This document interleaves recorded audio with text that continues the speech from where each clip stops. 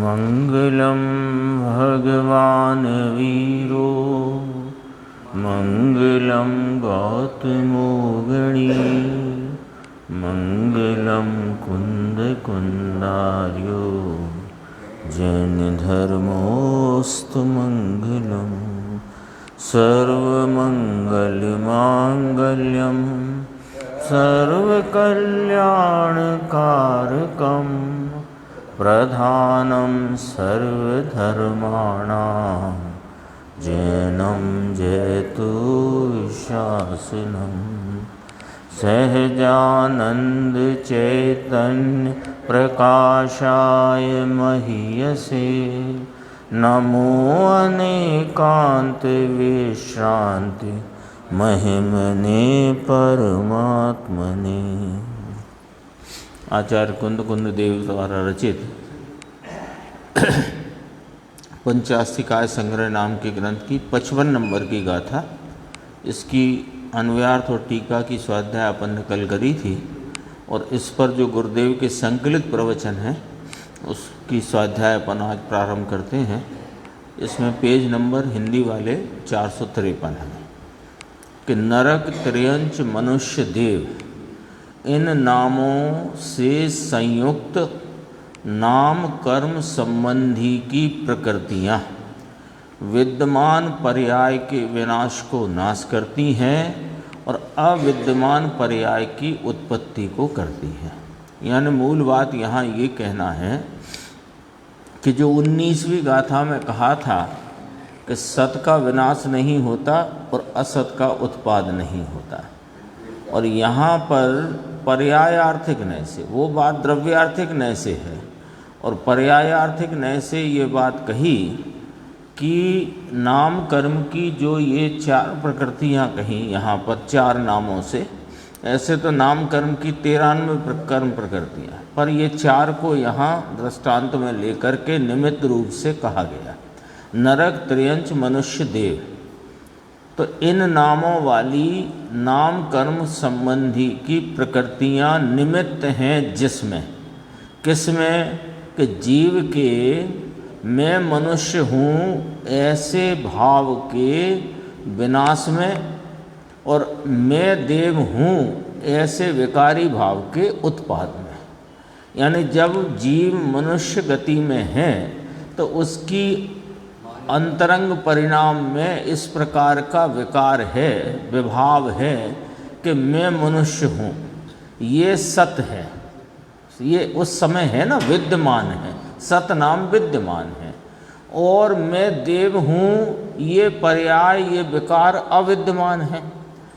तो वो इन नाम कर्म की प्रकृतियों के निमित्त से उत्पन्न, निमित्त से, उन प्रकृतियों से नहीं, नाम कर्म की प्रकृतियों के निमित्त से जीव के विकारी परिणाम जो मैं मनुष्य हूँ इसका तो होता है नाश, और मैं देव हूँ ऐसा जो अविद्यमान विकारी भाव है उसका होता है उत्पाद। तो इसमें निमित्त हैं नाम कर्म की प्रकृतियाँ, हैं ये जीव के विकारी परिणाम। तो कहा कि पर्यायार्थिक नय से देखो तो सत का विनाश और असत का उत्पाद घटित होता है, अघटित नहीं है, अयुक्त नहीं है, असंगत नहीं है। हाँ, कहा जा सकता है। और इस प्रकार से वो पर्यायों का प्रति समय उत्पत्ति विनाश देखा जाता है नाम कर्म के कारण से। इसकी खुलासा करते हैं गुरुदेव श्री। नाम कर्म के कारण से मनुष्य पने का नाश होकर देवादि हुआ, नारकी का नाश होकर पशु आदि हो, पशु नाश पाकर नरकादि में चला जाए। इस प्रकार नाम कर्म विद्यमान पर्याय का नाश करता है। नाम कर्म निमित्त है, जीव का उस समय में स्वतः से उत्पन्न होता जो उस प्रकार का विकारी भाव था उसका नाश हुआ, और जो विकारी भाव नहीं था उसका उत्पाद हुआ। इसमें कौन को निमित्त गिनाया कि नाम कर्म की प्रकृति को निमित्त बताते हैं। यहाँ निमित्त से कथन किया गया है। देखो अभी अपन ने पढ़ा ना नाम कर्म के कारण से मनुष्य पने का नाश होकर देवादि हो। मनुष्य पने का नाश माने मैं मनुष्य हूँ ऐसे विकारी भाव का, संयोगों की बात नहीं चल रही है यहाँ पर कि मनुष्य पने में मनुष्य देह का नाश, संयोग का नाश हुआ और देवादि पर्याय में देव शरीर का संयोग हुआ, ये वाली बात नहीं चल रही। वो भी निमित्त में डालो और उस निमित्त को तो बहिरंग बहुत दूर का रखा, यहाँ तो नाम कर्म की प्रकृति को नज़दीक में निमित्त लिया। हाँ, तो अपनी पर्याय में होता जो विकारी भाव जीव के, कैसे कि मनुष्य पने का भाव उसका हुआ नाश और देवादि पने का भाव उसका हुआ उत्पाद, अथवा तो नारक पने के भाव का नाश और त्रियंच पने के भाव का उत्पाद, फिर त्रियंच पने के भाव का नाश और नरकादि के भाव का उत्पाद। इस प्रकार नाम कर्म के निमित्त से विद्यमान पर्याय का जीव के नाश होता है और अविद्यमान पर्याय की उत्पत्ति होती है। हाँ, इतना कहा। तो ये जो नाम कर्म की चर्चा यहाँ प्रस्तुत की, वो निमित्त से कथन किया गया है। कर्म जीव को गति में नहीं ले जाता। कोई कहे कि नाम कर्म के कारण से वो नारक नाम कर्म का उदय आया तो जीव को नरक जाना पड़ा, ऐसा नहीं है।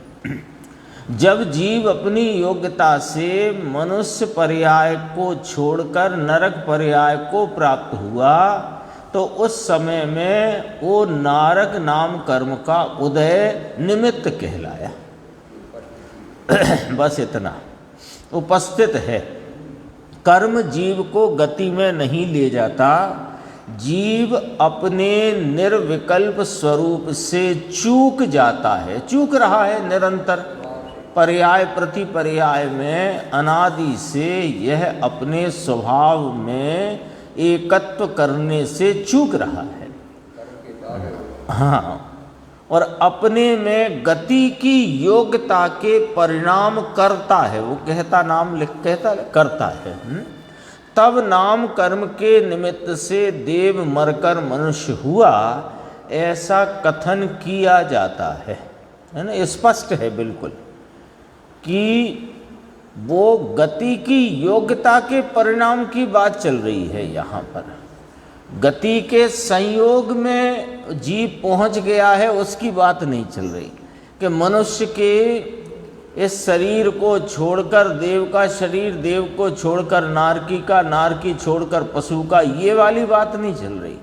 वो शरीर के संयोग उनकी योग्यता प्रमाण है, पर जीव की परिणति में, जीव की पर्याय के प्रवाह में जो मैं मनुष्य हूँ इस भाव का नाश होता है, मैं देव हूँ ऐसे भाव का उत्पाद होता है। उसमें नाम कर्म की प्रकृति का निमित्त है।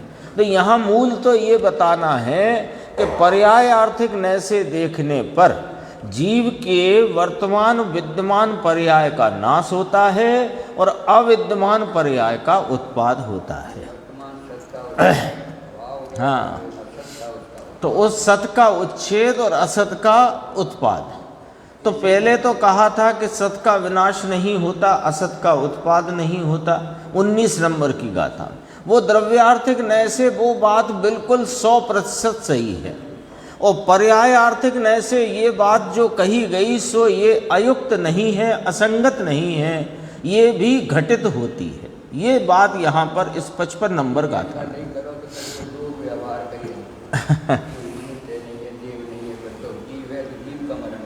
हाँ, तो फिर ये तो व्यवहार जीव गिनाए हैं ना। प्रवचन सार में व्यवहार जीव की बात करी तो मनुष्य, देव, त्रियंच, नारक, ये कौन है?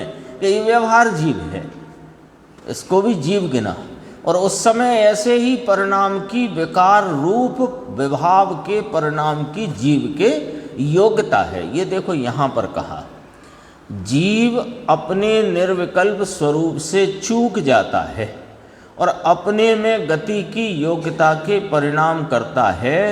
तब नाम कर्म के निमित्त से देव मरकर मनुष्य हुआ, ऐसा कथन किया जाता। पुस्तक में नहीं होगा वो, पुस्तक में नहीं। हाँ, जीव की अस्थि है, ये विकार भी जीव की अस्थि को ही सिद्ध कर रहा है। हाँ, ये भी जीव की अस्थि को ही सिद्ध कर रहा है। कौन? परिणति में विकारी भाव और उत्पन्न विनष्ट होता हुआ विकारी भाव। पंचास्तिकाय गाथा 59 पृष्ठ 102 में, इसके बाद जो गाथाएं आएंगी 59, कि जीव स्वयं के कारण से परिणाम करता है, यह उपादान कारण है, वहाँ निश्चय न समझना। और कर्म के कारण से परिणाम करता है, इस कथन में कर्म निमित्त कारण है, वहाँ व्यवहार न समझना। और यह विवक्षा सर्वत्र लागू करना। देखो फार्मूला है ये, जिन शासन में जनागम के वचनों को, उसके मर्म को समझने का फार्मूला है। दोबारा, जीव जो परिणाम करे, विकार का करे, निर्विकारता का करे, अल्प करे कि पूर्ण करे, आधा अधूरा यानी कर्म कम विकास रूप परिणाम हो कि पूर्ण विकास रूप परिणाम हो, उस परिणाम से जीव परिणमता है और जीव उस परिणाम का करता है ना। तो ये उपादान कारण है। तो इसको निश्चय नय का, यथार्थ का, वास्तविकता तो यही समझना कि विकार का परिणाम हो, निर्विकारी परिणाम हो, अल्पता का परिणाम हो, पूर्णता का परिणाम हो, अल्पता में भी हीनादिकता का परिणाम हो, वे सब परिणाम से जीव परिणमता है, जीव उन परिणामों का करता है। ये यथार्थ है, ये वास्तविकता है, यही निश्चय है, यही असलियत है। लेकिन जब जनागम में इन परिणामों के उत्पन्न होने के लिए या उत्पन्न होने के कारण रूप से कर्म को निमित्त रूप कहा जाए, तो वहाँ कर्म ने ये परिणाम कराए, ऐसा भी जनागम में लिखा हुआ पढ़ने में आएगा, सुनने में आएगा। तो वहाँ ये समझना कि इस कथन में कर्म तो निमित्त कारण है और वह जो परिणाम है वह अपने उपादान से स्वयं की योग्यता से परिणमित भाव है। तो ये कर्म का निमित्त पने का कथन ये व्यवहार न है, अर्थात ऐसा है नहीं। ये विवक्षा सर्वत्र लागू करना। ये बात समझ नहीं पाए तो फिर कर्म के कारण संसार है, तो कर्म जब तक रास्ता देंगे नहीं तब तक तुम्हारी मुक्ति होगी नहीं। और वे क्यों देंगे? वे क्यों देंगे? जब तुम उनसे जुड़े ही रहोगे तो वे तो कर्म में कर्म नवीन बनता रहेगा और उदय में आता रहेगा।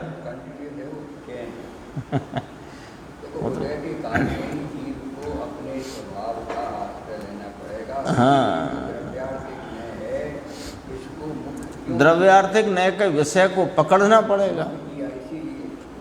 वो तो चालू, वो एक उदाहरण आता है कि साहब ये रेट चलेगी तो मेरा घोड़ा पानी नहीं पिएगा। उन्होंने कहा रेट तो चलेगी, पीना हो तो पियो, और रेट बंद तो पानी बंद। तो तुम तो इस चलते हुए इस भाव में, भले वहाँ पर विकार है, अल्पता है, अपूर्णता है, वहाँ पर भी उस अल्पता को, विकार को, अपूर्णता को गौण करके द्रव्यार्थिक न्याय का विषय जो हाजरा हुजूर विद्यमान विराजमान है उसको लक्ष्यगत करो, तो ये जो विकार की उत्पत्ति है वो स्वतः रुक जाएगी। ये उपाय है, अन्य कोई उपाय नहीं।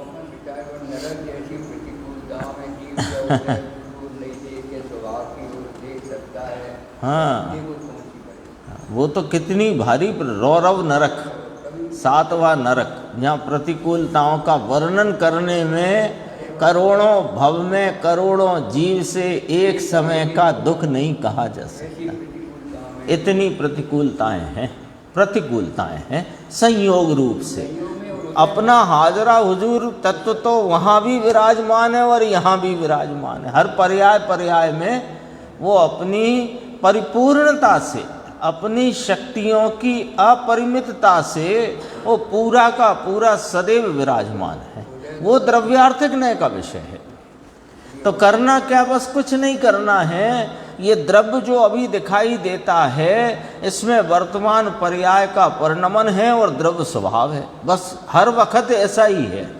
तो वो पर्यायार्थ, वो जो वर्तमान पर्याय का जो परिणाम है, अल्प हो विकारी हो जो भी हो, वो पर्यायार्थिक का विषय है और द्रव्य स्वभाव एक रूप रहने वाला वो द्रव्यार्थिक नय का विषय है। तो पर्यायार्थिक के विषय को गौण करके द्रव्यार्थिक नय के विषय को मुख्य करो तो वो पर्याय में विकार की उत्पत्ति नहीं होगी। ये ही एक मार्ग है, ये ही मार्ग है। ऐसा पक्ष रखना। एक पंक्ति याद आ गई मुझे गुरुदेव की कि ये ही एक 3 काल 3 लोक में, भरत क्षेत्र हो, ऐरावत हो, विदेश क्षेत्र हो, कोई काल हो, चौथा हो, 5वां हो, जो कोई काल हो, हर काल में हर क्षेत्र में आत्मा के आनंद भाव की पर्याय में प्राप्ति का एकमात्र यही उपाय है। ऐसे पक्ष में आना और ऐसे पक्ष में आकर इस स्वभाव का लक्ष्य करना, तो परिणति में सम्यक ज्ञान रूपी दक्षता प्रकट हो जाएगी। तो वो कहते हैं कि पक्ष में जो आया तो पक्ष से लक्ष्य में आकर दक्ष हो जाता है। ये आएगा गुरुदेव के परमानंद प्रकाश के 76-77 नंबर के प्रवचन में। पक्ष में आकर लक्ष्य करने से दक्ष हो जाता है।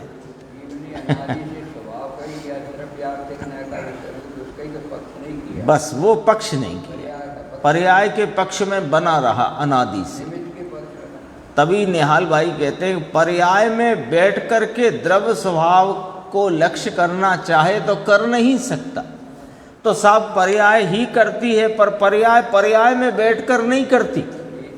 पर्यायपना छोड़ करके अपने को द्रव्य रूप अनुभव करती है, तब वहाँ पर कार्य की सिद्धि होती है। देखो दृष्टांत दिया था जो टीका में आचार्य परमात्मा ने, उसको गुरुदेव समझाते हैं। जिस प्रकार समुद्र अपने रूप से स्थिर है, अपनी उत्पाद व्यय अवस्था को प्राप्त नहीं होता, शांत गंभीर स्थिर, परंतु चारों दिशा की पवन आने से क्रमशः आती है। पवन चारों दिशा से इकट्ठी नहीं आती है, ये ख्याल रखना। तूफान भी आया होगा तो एक दिशा से आएगा। ये क्रमशः का उदाहरण, यानी आचार्य भगवान का दृष्टांत इतना सटीक होता है कि उस दृष्टांत में भी आप कहीं कोई खामी खड़ी नहीं कर सकते। ऐसे ही 4 गतियां बताई तो वो 4 गति में 4 प्रकार के नाम कर्म का निमित्त बताया। वे भी निमित्त क्रमशः होते हैं और गति परिणाम भी क्रमशः होता है, एक साथ नहीं होता है। इसलिए चारों दिशा से पवन आने से समुद्र में लहरों का उत्पाद व्यय होता है। अब देखना, भाषा देखना, यहाँ समुद्र अपने शांत गंभीर भाव स्वभाव से स्थिर है, तो वहाँ पर हलचल किसकी है कि लहरों की है, समुद्र की नहीं।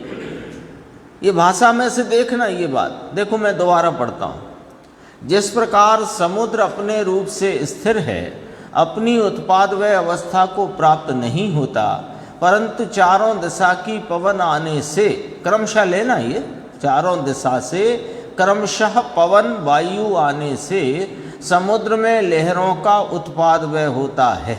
यहाँ तक पढ़ा अपन ने। तो लहरों का उत्पाद व्यय है, समुद्र का नहीं। यानी हलचल है वो लहरों की है, समुद्र की नहीं। ये थोड़ा पकड़ना इस बात को।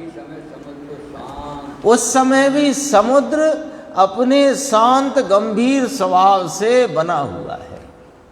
ये पारिणामिक भाव समझना यहाँ से। और ये लहरें हैं, ये 4 भाव स्वरूप हैं। हाँ, अगली गाथा आने वाली है 56 5 भाव की, बहुत गंभीर चर्चा भी है उसमें। पवन के कारण लहरें नहीं होती। पवन के कारण होती हों तो आकाश में भी लहरें होना चाहिए, क्योंकि पवन तो आकाश में भी है।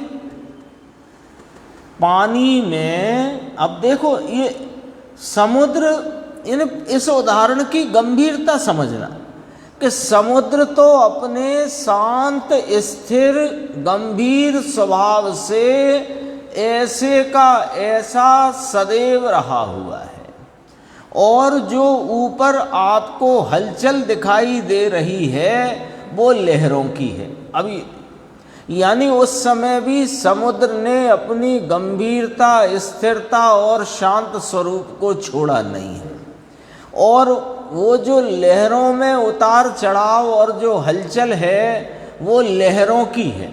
इतना एक बात। दूसरा, उसमें निमित्त कौन है कि पवन। पवन उसमें निमित्त है, पवन से लहरें नहीं हुई। दूसरी बात आ गई। पहली बात ख्याल में ले ली बराबर से कि समुद्र शांत गंभीर एकदम स्थिर स्वभाव वाला है, और जिस समय लहरों का ऊपर उत्पात व्यय अर्थात कि हलचल दिखाई देती है, उस समय भी शांत गंभीर समुद्र ने अपने शांत स्वभाव को छोड़ा नहीं है।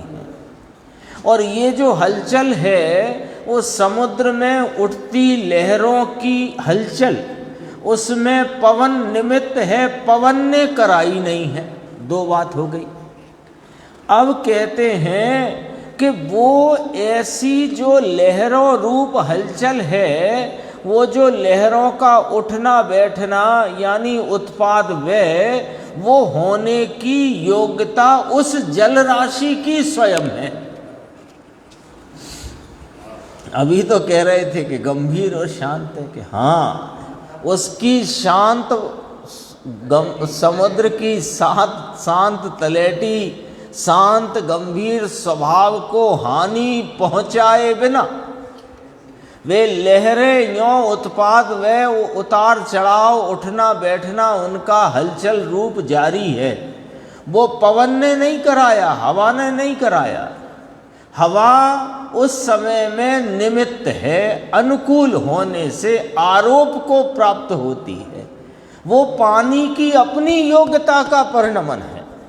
देखो तो सही, ये एक ही उदाहरण का गुरुदेव ने कैसे विश्लेषण किया, समझना है धीरे धीरे।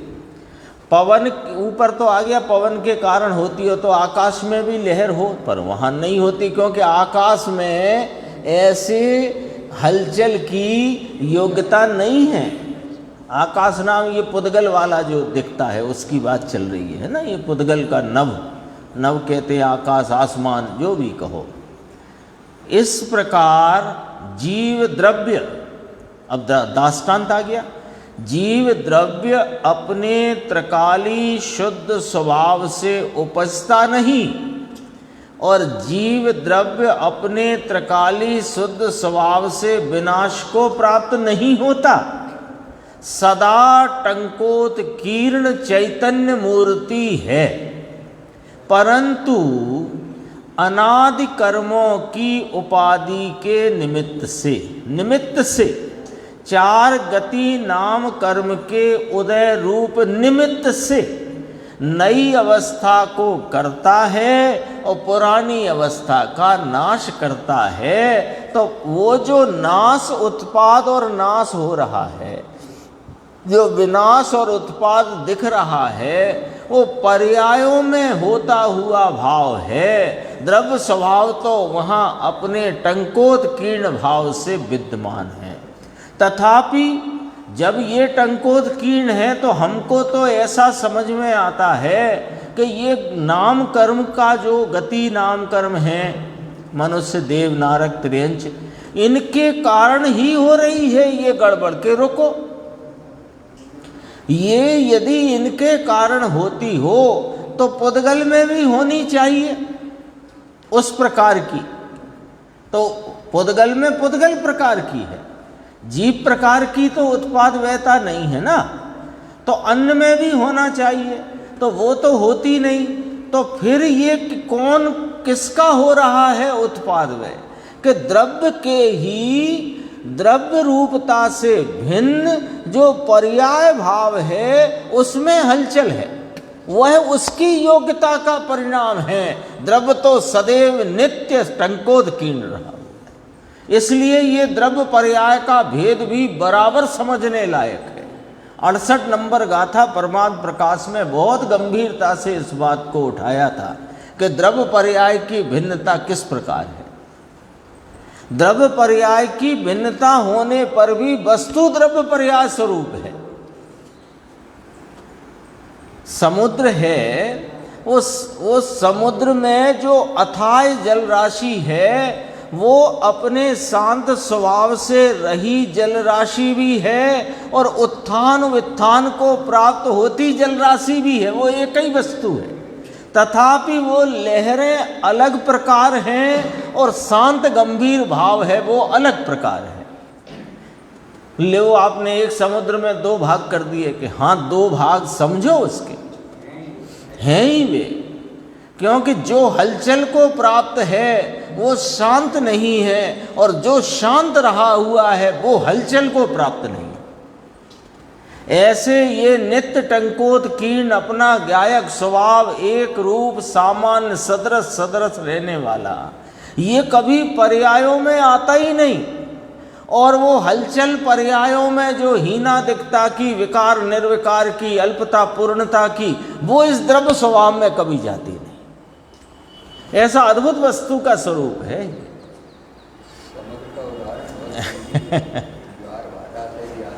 हाँ, ज्वार भाटा का, अरे 5 भाव भी इस पे घटित किए, पारिणामिक भाव, औदायिक, औपसमिक, क्षय उपसमिक।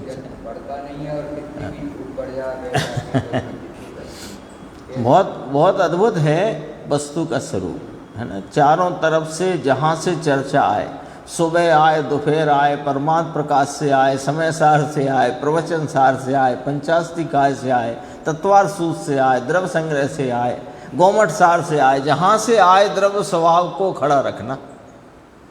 क्योंकि दृष्टि का जो विषय भूत अपना द्रव्यार्थिक नय का विषय एक रूप टंकोदकीर्ण गायक सामान्य सदृश सदृश रहने वाली वस्तु है, वो उसको मुख्य रख करके सारी बात समझने जैसी है। उसको गौण करके समझने का काम नहीं। निमित्त की बात चले तो उस समय भी गायक भगवान मुख्य रख के निमित्त क्या है समझना, जानना, पहचानना निमित्त को ज्ञान के लिए सब पढ़ के रखना, लेकिन ऊर्ध अपना वो गायक स्वभाव एक जो है उसको रख करके बस वो धुरी में रहना चाहिए। देखो सदा टंकोदकीर्ण चैतन्य मूर्ति है।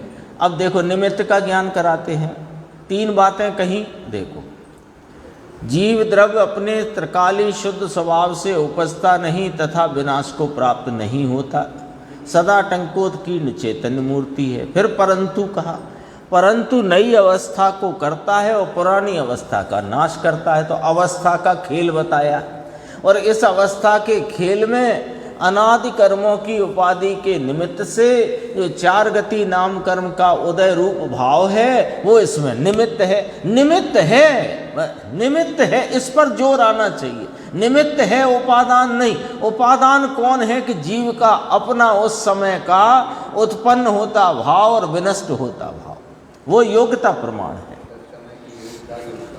हाँ, यहाँ कर्म के वश से अर्थात पर द्रव्य के निमित्त से ऐसा कहना ये व्यवहार हुआ, और स्वयं अपने शुद्ध स्वभाव को चूका है और देवपने में उपजने की योग्यता उत्पन्न करता है, तो देव नाम कर्म के उदय को निमित्त कहा जाता है। ऊपर कहा था ये विवक्षा सर्वत्र लागू करना,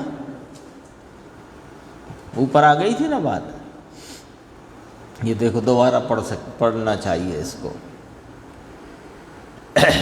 जीव स्वयं के कारण से परिणाम करता है, ये उपादान कारण। ये मूल सिद्धांत है वस्तु स्वरूप का, वस्तु स्वरूप और उसके परिणमन का मूल सिद्धांत। यह जीव स्वयं के कारण से परिणाम करता है, माने परिणामों में परिणमता है, ये उपादान कारण है, वहाँ निश्चय न समझना। और कर्म के कारण जीव परिणाम करता है, इस प्रकार जो कथन किया जाता है उसमें कर्म निमित्त कारण है, ऐसा वहाँ व्यवहार न समझना। ये विवक्षा सर्वत्र लागू कर रहा है। 2-3 बार इसलिए पढ़ देते हैं कि ख्याल में बनी रहे, क्योंकि मूल बात है। आगे बढ़ते हैं, देखो, अज्ञानी जीव को भ्रम पड़ता है। अज्ञानी जीव अज्ञान से पीड़ित है। अज्ञान किसे कहा? कि भ्रम को ही अज्ञान कहा, क्योंकि वस्तु तो वस्तु रूप से रही है। जो अपना चैतन्य ज्ञायक है, इसका तो बाल बांका भी हुआ नहीं कभी, और पर्याय में हीनता, अल्पता और विकार आदि विपरीतता है, वो पर्याय में है, वस्तु में नहीं। लेकिन इसे भ्रम पड़ता है कि मुझ में है, ये इसका नाम मिथ्यात्व है, अज्ञान है। इसी भाव से परिणत जीव को संज्ञा दी अज्ञानी जीव। जीव तो ज्ञानी ही होता है, क्योंकि ज्ञान स्वभाव वाला जीव ज्ञानी जीव है। आया ना, ज्ञान से ज्ञानी, धन से धनी।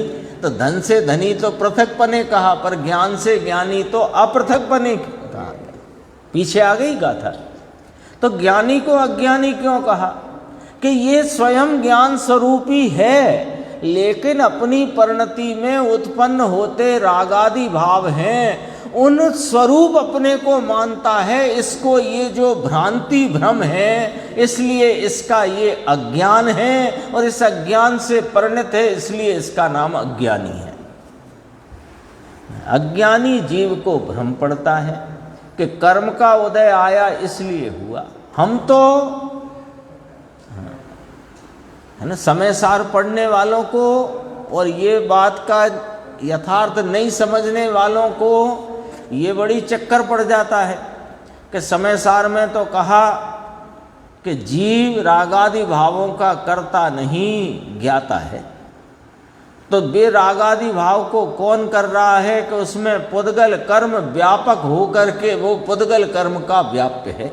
वहाँ पर दृष्टि का विषयभूत आत्मा दिखाना था, और जिनने देखा है और अनादि का कर्तापना जिनका मिट गया है, उनको तो वह आत्मा ऐसा ही दिखता है, और रागादि कर्म पुद्गल के हैं, ऐसा करके वहाँ उनको खतौनी में डाला।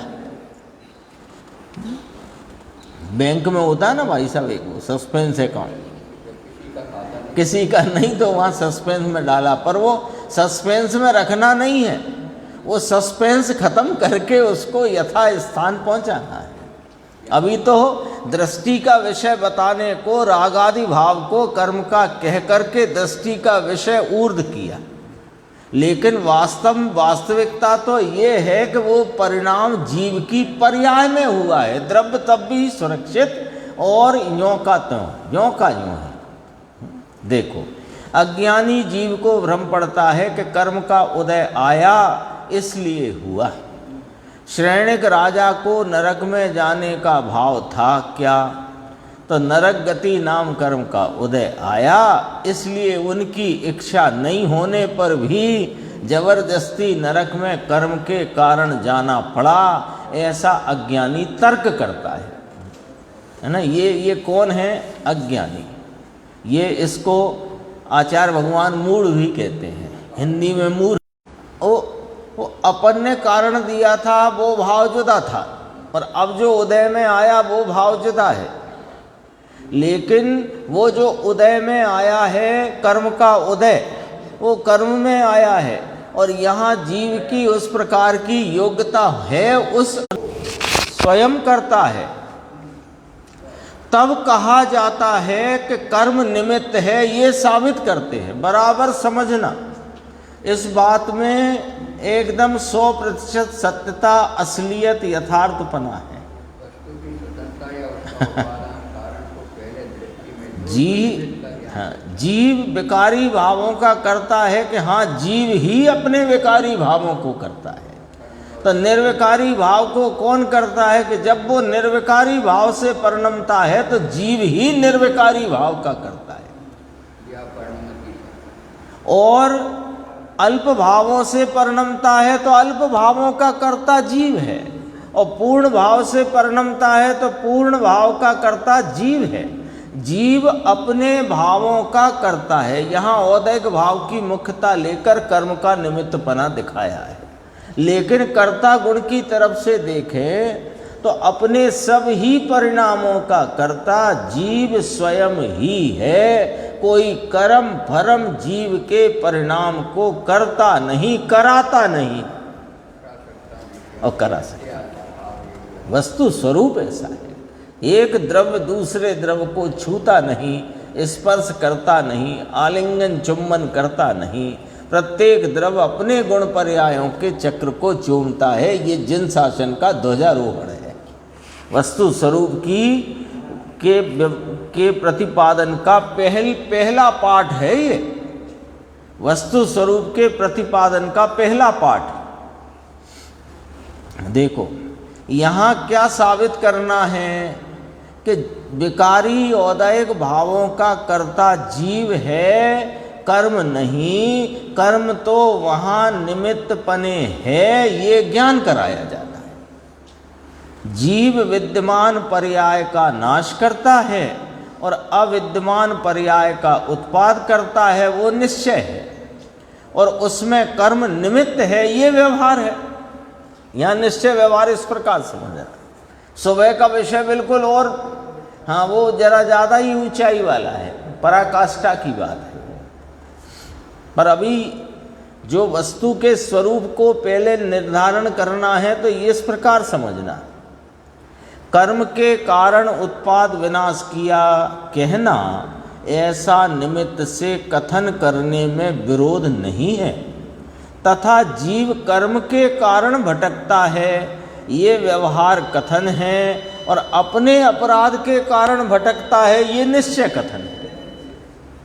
अब तक हम 4 गति 84 लाख योनियों में भटकते आए हैं, तो किसने भटकाया है कि अपने अपराध से हम भटके हैं, कर्म ने नहीं भटकाया।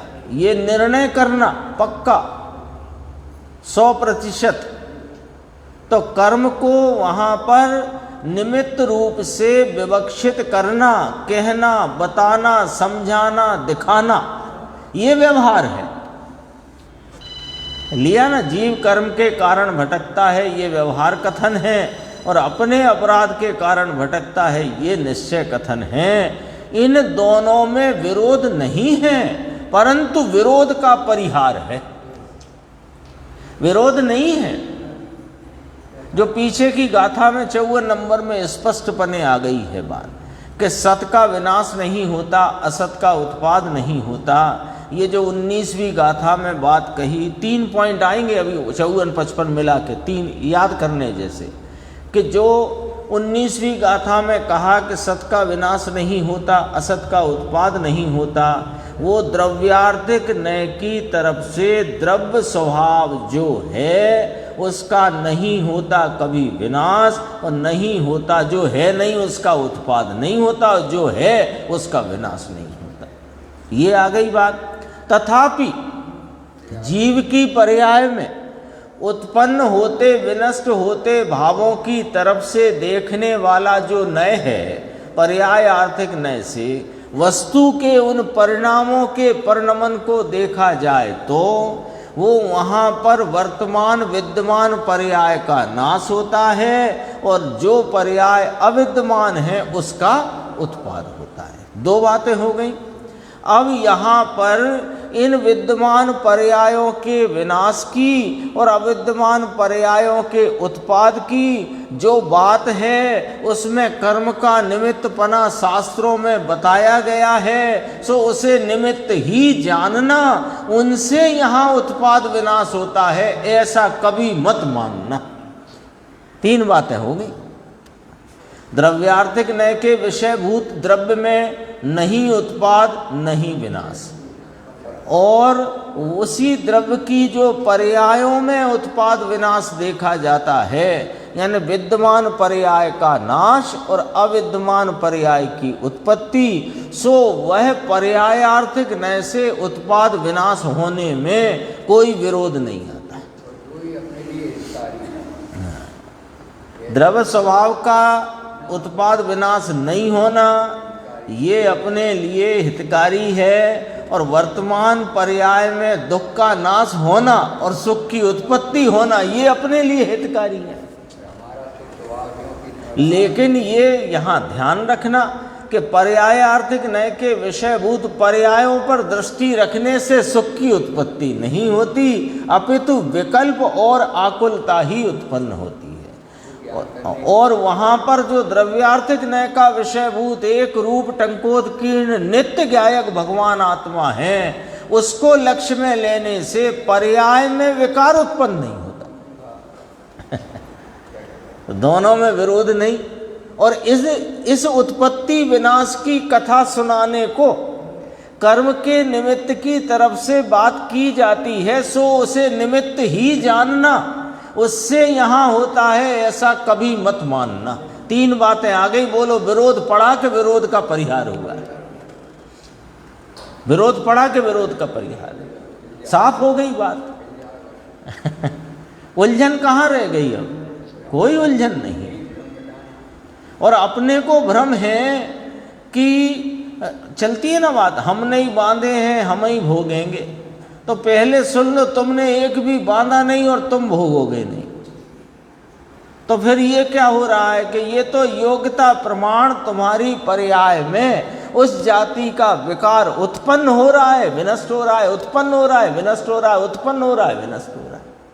तो मैं कौन हूं कि मैं इन पर्यायों की उत्पत्ति विनाश से रहित अनुत्पन्न विनष्ट अनादि निधन ज्ञायक स्वरूप सामान एक रूप तत्व हूं, वो मैं हूं, ऐसी दृष्टि करते ही विकार का नाश होता है। तभी कहा ऐसे पक्ष में आने से, ऐसे पक्ष में आकर इसका लक्ष्य करने से दक्ष हो जाता है। कर्म तुझे राग द्वेष नहीं कराता, परंतु तू स्वयं करे तो विकार होता है। आत्मा में 148 प्रकृति है ही नहीं। 148 कर्म प्रकृति किसकी? कर्मों की कि आत्मा की? आत्मा की प्रकृति तो शांति, आनंद, वीतरागता है, ये इसकी प्रकृति है। प्रकृति माने इसका स्वभाव, नेचर। वो तो शांति, वीतरागता, आनंद है, ज्ञान दर्शन है, श्रद्धान है, ये इसकी प्रकृति नाम इसका नेचर है। ये 148 प्रकृतियां जो जिनागम में कही गई, वे तो इसके 148 प्रकार के बही खाते हैं जो इसके परिणाम के निमित्त से वहाँ एंट्री होती है। और एंट्री होती है तो एंट्री की अवधि पूरी होती है तो वो उदयगत होती है। फिर तू उधर लक्ष्य करता है तो फिर एक नई एंट्री होती है ना। आप रोज बैंक में पैसे डालो तो रोज एंट्री होती है कि नहीं होती है? और फिर वो कहते हैं कि साहब आपने 36 महीने को डाले थे, कल 36 महीने पूरे हो रहे हैं, ले जाओ। अब आप चाहो तो दोबारा जमा कराओ, चाहे तो ले आओ। ऐसा ही है कि नहीं? ये कर्म सिद्धांत बिल्कुल इसी सिस्टम पे चलता है। इसलिए क्या करना योग्य है कि कर्म का लक्ष्य छोड़ने योग्य है। हम उसी को पकड़ कर बैठ गए। कैसे बैठ गए? हमें कर्मों का विनाश करना है, हमें कर्मों का क्षय करना है। अरे तूने बांधे ही नहीं है, तू क्यों क्षय करने की चिंता करता है? बांधे होते तो क्षय करता, बांध नहीं सकता तो क्षय भी नहीं कर सकता। तो बांधने की बात लिखी तो है जनागम में साहिब कि वो तो निमित्त से कही है, और नाश करने की कि वो भी निमित्त से कही है। अरिहंत भगवान ने किसका नाश किया? कि अपनी परिणति में वर्तते विकार रूपी भाव शत्रु का नाश किया है। तो निमित्त में कर्मों का नाश हुआ। कर्म दुश्मन है ही नहीं। सही बात तो ही ना, वे मित्र है ना दुश्मन है। ये तो अपनी जिनागम का अभ्यास करके भी अपने को सही दृष्टिकोण नहीं मिलने के कारण अपन वो बात को समझने में नाकाम रहे हैं, इसलिए सारी दौड़ उधर की तरफ जाती है। देखो, कर्म का लक्ष्य छोड़ने, कर्म का नाश करना, ये लक्ष्य भी छोड़ना है, और आत्मा और आगे बढ़ेंगे तो राग का नाश करना ये भी छोड़ना है, क्योंकि वे पर्यायों के कार्यक्रम को हमें लक्ष्य में ही नहीं लेना है। वो तो और आगे की बात है, अभी तो यहाँ बात चलती। वीतर आत्मा वीतराग स्वरूप, देखो परम आह्लाद स्वरूप एक रूप चैतन्य प्रकाश वाला है। दीपक का प्रकाश होता है ना, तो वो मद्दा तेज होता है, और मणि का प्रकाश होता है वो निष्कंप प्रकाश होता है। ऐसा ये निष्कंप चैतन्य प्रकाश वाला है। तो वो पर्याय में अल्पता हो तो पर्याय में अल्पता हो, पर ये प्रकाश स्वरूप निष्कंप है। पर्याय में अधिकता हो तो भी ये निष्कंप स्वरूप है। अरे पर्याय में पूर्णता हो तो भी ये निष्कंप स्वरूप है। उसे उपादेय मानने योग्य है। देखो, टोटल तो आना चाहिए ना किसी भी का था। टोटल माने उसका योग फल, उसका सारांश, क्या कहना चाहते हैं आचार्य, और हमें फिर वहाँ पर क्या उसका भावार्थ निकलता। अपने परमार्थ प्रकाश में तो शैली निरूपित करी, वहाँ पर प्रारंभ की गाथाओं में ही ब्रह्मदेव सूरी ने कहा कि शब्दार्थ, फिर आगमार्थ, मतार्थ, नयार्थ और भावार्थ। भावार्थ तक नहीं पहुँचे तो भी तो ये भावार्थ आया 55 गाथा का। आत्मा वीतराग स्वरूप है, परम आह्लाद स्वरूप एक रूप चैतन्य प्रकाश वाला है, उसे उपादेय मानना योग्य है। तू ज्ञाता है ऐसी दृष्टि करो। मैं राग वाला हूँ, अल्प राग वाला हूँ, मंद राग वाला हूँ, तीव्र राग वाला हूँ, अरे ये तुम हो ही नहीं। मैं ज्ञाता हूँ ऐसी दृष्टि करो और एकाग्र हो जाओ उसमें ही, ऐसा कहने का भाव है। अब जीव के 5 भावों का वर्णन इस 56 नंबर गाथा में आया है, अपन पढ़ लेते हैं। उदयीण उवसमेवय खैण दुहिम मिस्य देहिम परिणामे जुत्ताते जीव गुणा बहसूया अत्थे सुबेथिन्ना। उदय उपसम क्षय क्षयोपसम पारिणामिक भाव जो संक्षेप में ये 5 हैं, विस्तार से बहुविध कहे। ये मैं थोड़ा इसलिए पढ़ रहा हूँ कि इसमें पारिणामिक भाव की बहुत गजब परिभाषा है। देखो, वो पढ़ेंगे अपन, अभी थोड़ा सा ज़्यादा विस्तार नहीं करेंगे, फिर आप घर से पढ़ के आना एक बार, तो आपको इसमें बहुत रहस्यपूर्ण टीका इसकी है, यानी बहुत रहस्य से भरी हुई टीका है, उसको अपने को समझना है। देखो, पहली पंक्ति उत्थानी का रूप है कि जीव को भावों के उदय का नाम प्रगटता। यहाँ वो कर्मों का उदय मत लेना, भावों का उदय माने 5 भावों की प्रगटता का ये वर्णन है। साहिब, पारिणामिक भाव भी प्रगटता होती है क्या उसकी, कि प्रगट ही है वो तो अनादि अनंत प्रगट है, तो वो भी तो प्रगट है। 49 गाथा समय सार जी में व्यक्त की अपेक्षा इस द्रव्य स्वभाव को अव्यक्त कहा। पर्याय व्यक्त है तो द्रव्य स्वभाव अव्यक्त है, ऐसी विवक्षा शैली है। तथापि ये द्रव्य स्वभाव तो सदा काल प्रगट रूप है, इसको यहाँ परिणाम कहा गया है।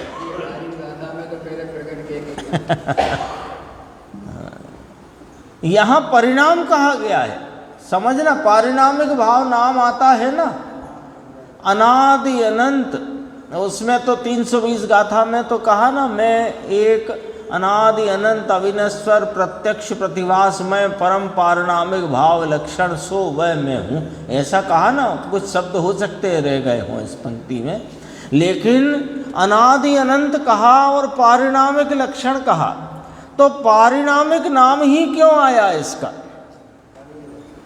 कि ये परिणाम भाव है। लो, तो चार को पर्याय भाव कहा, इसको तो द्रव्य भाव कहा कि ये द्रव्य भाव परिणाम है, अनादि अनंत एक रूप ध्रुव रहने का परिणाम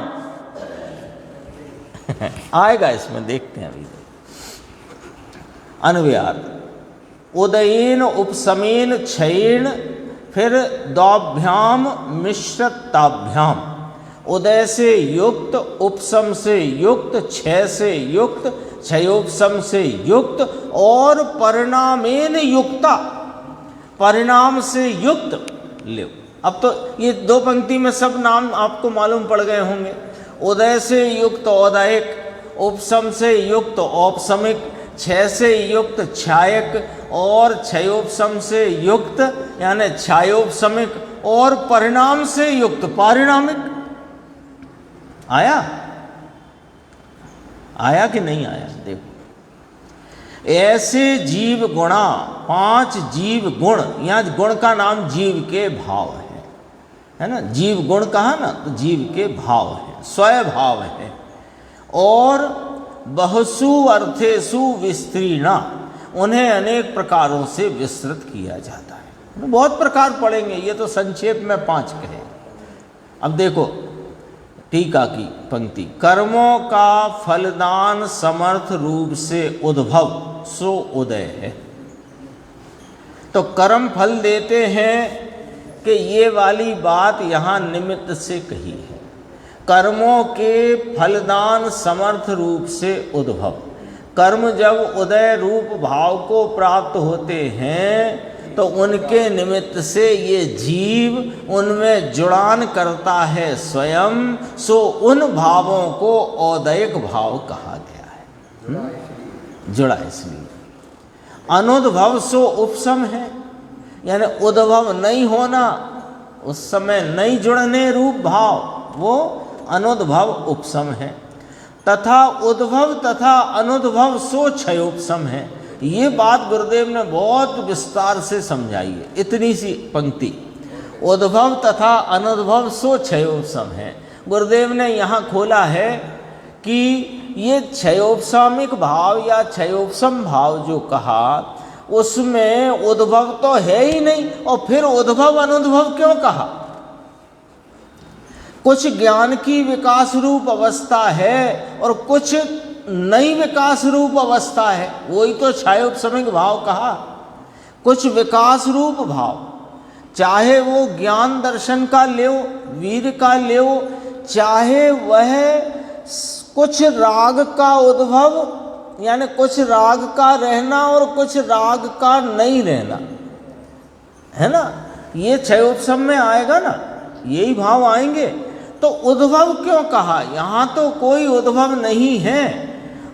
तो ये इसका विस्तार किया कि जितना वहाँ पर अभी राग शेष है, अथवा कि जितना वहाँ पर विकास नहीं है, उसे उद्भव कहा, और जितना विकास है उसे अनुद्भव कह करके इस भाव को क्षयोपसम भाव कहा। बहुत विस्तार से समझेंगे अपन, अभी जल्दी नहीं कर रहे हैं। अत्यंत विश्लेष सो क्षय है ना, उसका भी फुटनोट दिया गया है। देखो, पहले तो फलदान समर्थ का दे दिया, फल देने में समर्थ। दूसरा अत्यंत विश्लेष माने अत्यंत वियोग, आत्यांतिक निवृत्ति, आत्यांतिक निवृत्ति, गया ही, काम खत्म, ऐसा। द्रव्य का आत्मलाभ, अस्तित्व जिसका हेतु है वह परिणाम है। लो, फलदान समर्थ रूप से उद्भव सो उदय, अनुद्भव सो उपसम, उद्भव अनुद्भव सो क्षयोपसम। अब 5 अत्यंत विश्लेष सो 6, 4 हो गए। 5वें की बात सुनो, द्रव्य का आत्मलाभ। द्रव्य का आत्मलाभ क्या है? कि द्रव्य का अस्तित्व, ये द्रव्य है। द्रव्य में देखो पर्याय में आत्मलाभ वो छायक भाव है, समझना पॉइंट को। पर्याय में आत्मलाभ वो छायक भाव है, और द्रव्य का अस्तित्व अनादि अनंत एक सरखा ज्यों का त्यों बना रहना, ये द्रव्य का आत्मलाभ है। समझ में आई बात? अनादि अनंत काल प्रवाह में वस्तु नाम द्रव्य का ऐसे का ऐसा परिपूर्ण परिपूर्ण परिपूर्ण परिपूर्ण निरपेक्ष निरपेक्ष निरपेक्ष सदा काल एक सरखा बना रहना, ये आत्मलाभ है द्रव्य का। आत्म माने अपना, लाभ माने उसको प्राप्ति। तो अपनी प्राप्ति कैसी कि एक रूपता सदरसता, ऐसे का ऐसा ऐसे का ऐसा ऐसे का ऐसा अनादि अनंत रूप से ऐसे का ऐसा रहना, ये द्रव्य का आत्मलाभ है। और आत्मा के स्वरूप जैसा परिणमन परिणाम में उत्पन्न होना, वो पर्याय का आत्मलाभ है। समझना, बात को समझना, बहुत गंभीर है। द्रव्य का आत्मलाभ और पर्याय का आत्मलाभ, ये पॉइंट पकड़ में आया तो ये पंक्ति समझ में आ जाएगी। आत्मा के स्वरूप जैसा परिपूर्ण भाव पर्याय में प्रकट हो जाना, वो पर्याय का आत्मलाभ। मोक्ष का नाम का ना, मोक्ष किसे कहते हैं कि आत्मा के पूर्ण लाभ को मोक्ष कहते हैं, वो पर्याय का भाव है, वो पर्याय में आत्मलाभ हुआ है। और ये द्रव्य तो अनादि अनंत अपने एक रूप स्वरूप परिपूर्ण अपरिमित अमर्यादित बेहद सामर्थ्य से भरपूर ऐसे का ऐसा ऐसे का ऐसा ऐसे का ऐसा रहा आया है, ये द्रव्य का आत्मलाभ है। तो द्रव्य का आत्मलाभ, इसका नाम परिणाम है, लिखा है यहां पर। द्रव्य का आत्मलाभ जिसका हेतु है वह परिणाम, इसलिए ये द्रव्य रूप भाव को पारिणामिक भाव कहा गया है। वह वहां उदय से युक्त वह औदयिक है, उपसम से युक्त औपसमिक है, क्षय उपसम से युक्त क्षय उपसमिक है, क्षय से युक्त क्षायक है, परिणाम से युक्त वह पारिणामिक है। इसका फुटनोट पढ़ना मैं। परिणाम से युक्त परिणाममय, अब यहाँ कैसे परिणाममय लेना है जरा ध्यान रखना, बहुत गंभीर है। ये परिणमनशील है ये कहना है कि नहीं नहीं, ये नहीं कहना है। परिणमनशीलता पर्याय की सूचक है। द्रव्य के स्वभाव में, द्रव्य का स्वभाव अनादि अनंत ऐसे का ऐसा बना रहना, ये उसका परिणाम भाव है। ऐसा परिणामात्मक है द्रव्य कि अनादि अनंत काल प्रवाह में काल की वर्तना होती रहे। काल प्रवाह है ना, तो काल प्रवाह में वर्तना होती रहे काल की। देखो, काल की वर्तना के सापेक्ष जो उत्पाद व्यय है वो पर्याय में जाता है, और काल के सापेक्ष जो उत्पाद व्यय से रहित है वो द्रव्य कहलाता है। समझ में आ गई बात? ये द्रव्य अनादि अनंत क्यों कहा? अनादि अनंत कहते ही काल प्रवाह का सापेक्षपना आया। तो यहाँ कैसे समझना कि काल प्रवाह सापेक्ष में जो परिणमन बदलाव है वो पर्याय है, और काल सापेक्ष प्रवाह में जो नहीं बदलता सो वह द्रव्य है। ऐसा इस जीव का परिणाम है। कैसा परिणाम कि द्रव्य का आत्मलाभ आत्मलाभ आत्मलाभ आत्मलाभ हर पर्याय, काल सापेक्ष, हर काल में, हर वर्तमान में। ये कैसा? हर वर्तमान में आत्मलाभ, हर वर्तमान में आत्मलाभ। आत्मलाभ माने अपनी जैसी अस्थि है वैसे का वैसा बना रहना, ऐसे का ऐसा रहे रहना, ये इसका आत्मलाभ है। तो काल सापेक्ष प्रवाह में ऐसे के ऐसे बने रहना, इसका नाम परिणाम है, और इस परिणाम से युक्त पारिणामिक है, सो वह यह मैं द्रव्य स्वभाव हूँ। ये चर्चा इसके अंदर वो है। नया एंगल है कि नहीं जय कुमार भाई साहब? परिणाम शब्द से कैसे उसका अर्थ निकल के आता है। परिणाम में परिणामात्मक परिणाम स्वरूप। टीका तो अभी अपन आराम से विस्तार से इसकी आगे की स्वाध्याय में लेंगे।